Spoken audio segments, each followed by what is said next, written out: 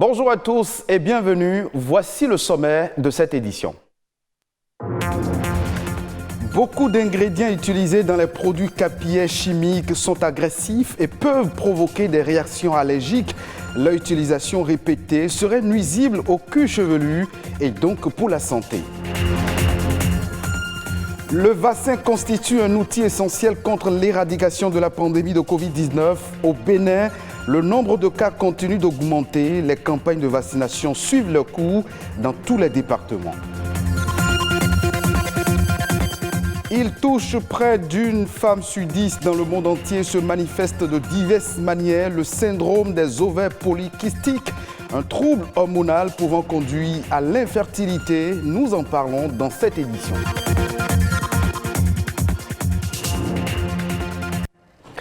Ce 17 août est dédié au chat noir, animal de compagnie, souvent très attachant, mais il est victime de superstitions qui perdurent depuis des siècles à cause de la couleur de son pelage. Si les Égyptiens vénéraient les chats, ils émettaient cependant une restriction pour les chats de couleur noire.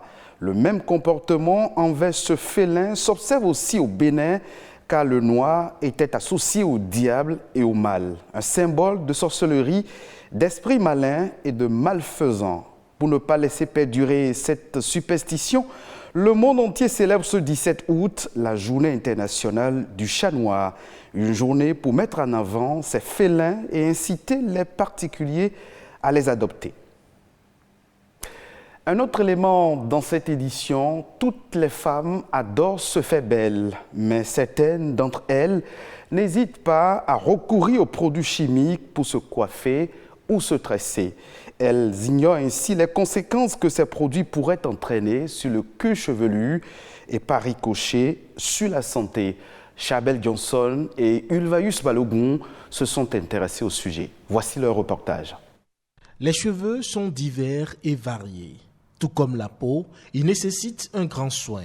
Mais pour ce faire, tous les produits ne sont pas adaptés. Ils varient d'un type de cheveux à un autre. Les cheveux n'ont pas les mêmes qualités. Il y en a des cheveux crépus, des cheveux normaux, des cheveux fins. Il y a des cheveux touffus aussi.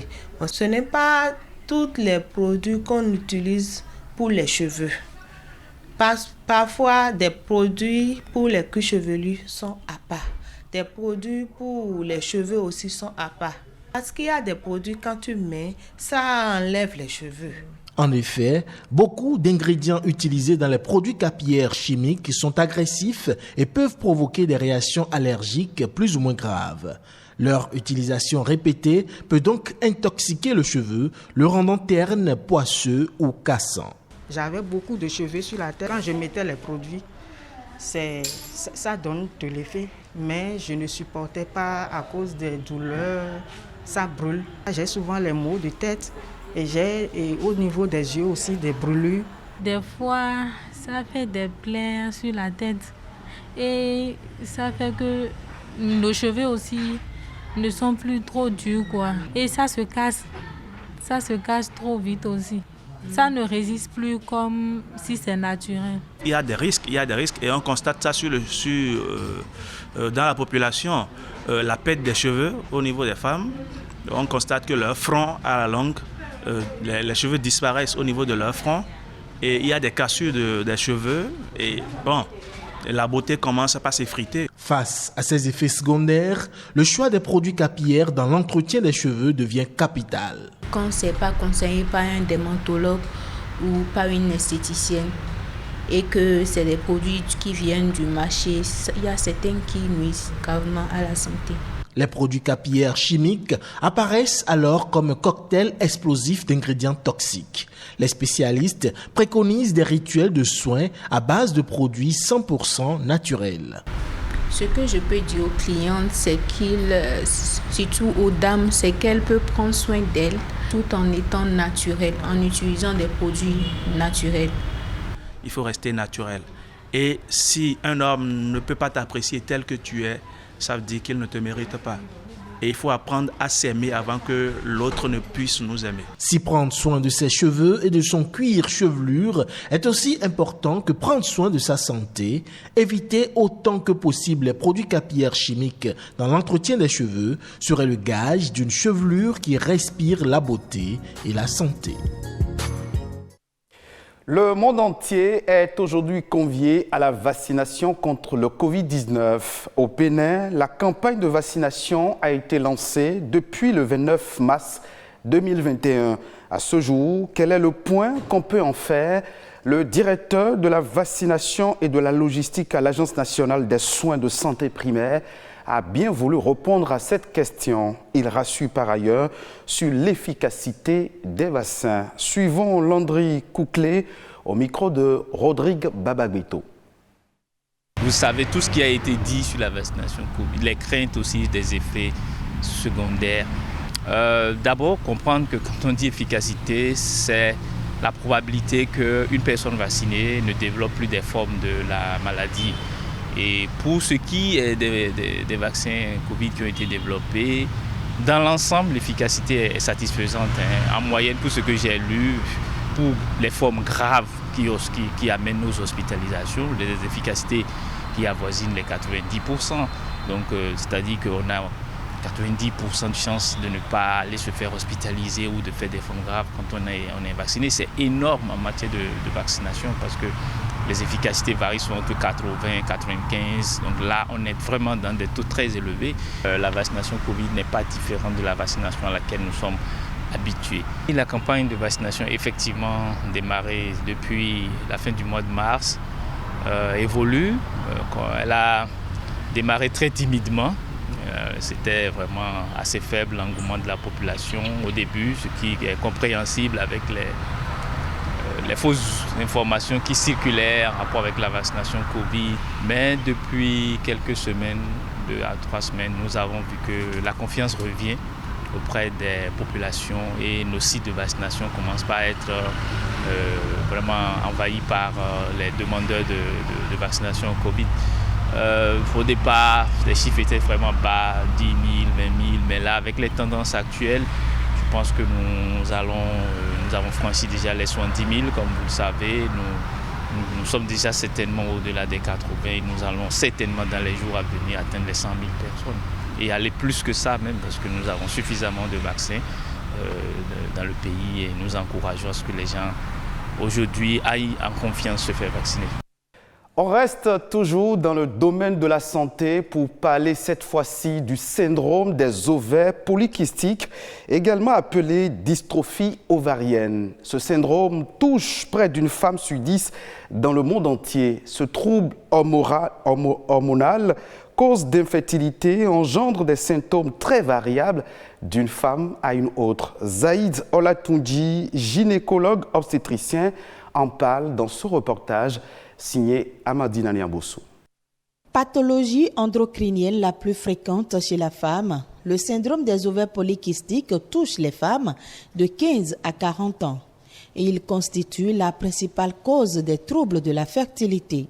Le syndrome des ovaires micropolykystiques est un dysfonctionnement hormonal qui intéresse tout l'organisme et qui peut avoir des manifestations sur le plan gynécologique, essentiellement déjà des règles qui vont être irrégulières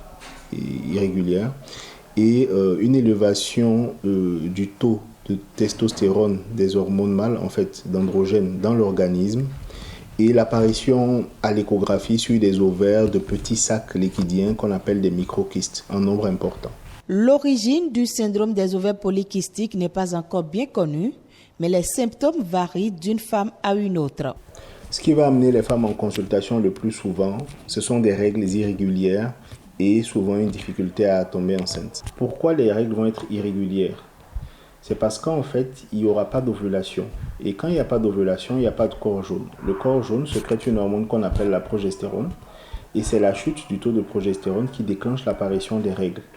Vu qu'il n'y a pas eu d'ovulation, on n'aura pas de taux de progestérone élevé, donc les règles ne vont pas venir à temps, elles vont venir très tard, selon la profondeur du déséquilibre.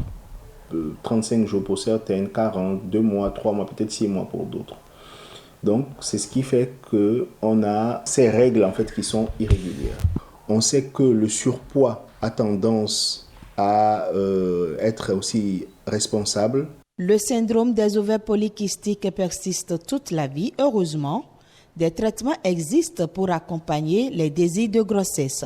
S'il y a un désir de grossesse, ce qu'il faut comprendre, c'est que déjà la maladie des ovaires micropolykystiques, elle va entraîner des règles irrégulières, mais surtout des troubles de l'ovulation. C'est des femmes qui vont voir leurs règles, mais qui ne vont pas forcément ovuler ou qui vont ovuler une fois sur 3 ou une fois sur 4.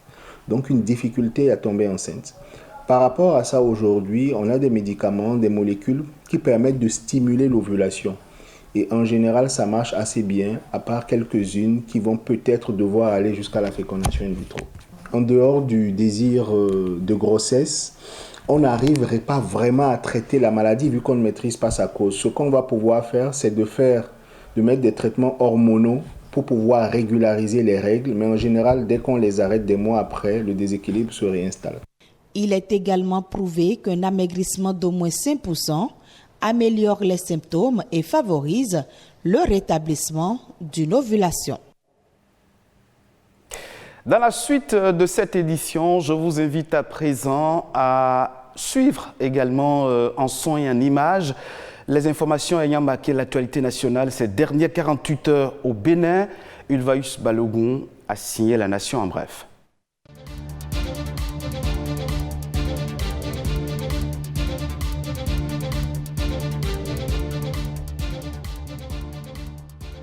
Les écoles publiques bénéficiaires du programme national d'alimentation scolaire intégrée financé par le gouvernement et mis en œuvre par le programme alimentaire mondial recevront dès ce lundi 16 août les vivres des cantines scolaires pour le compte de la rentrée scolaire 2021-2022. À cet effet, le ministre des enseignements maternels et primaires, Salimane Karimou, invite les directeurs d'école, les présidents et membres des bureaux des associations des parents d'élèves et les membres des comités de gestion des cantines scolaires à se rendre disponibles, à préparer les magasins de stockage pour la réception des dits vivres et à en assurer la sécurité.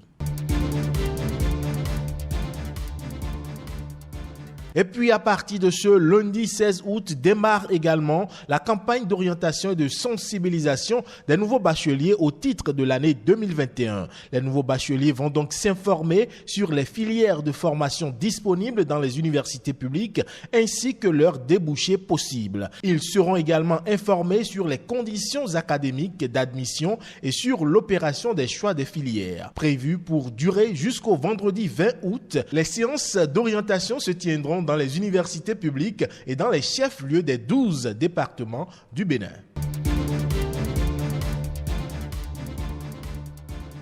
Et parlant de la fête de l'Igname, la direction de la statistique agricole du ministère de l'Agriculture, de l'Élevage et de la Pêche révèle que pour la campagne agricole 2020-2021, le Bénin a fait des progrès dans la production des racines et tubercules avec 3 150 248 tonnes d'igname produites. Le Borgou se positionne comme le bassin de cette denrée avec une production de 1,32 million de tonnes. Il est suivi du département des Collines et de l'Atakora.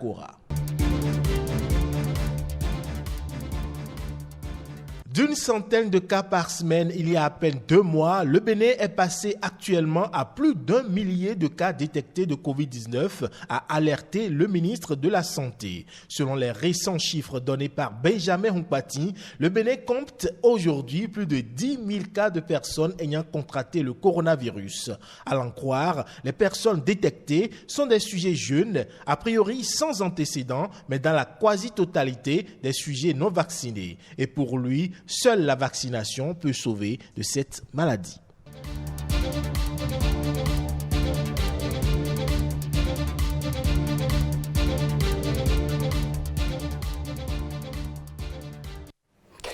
Hors de nos frontières, après Diado, situé dans le nord-est du Niger, le pays vient de découvrir un nouveau gisement d'or à Kouandago, une localité située au sud du pays.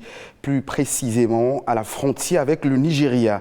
En l'espace de quelques semaines, la localité de Kwandago est devenue très attractive.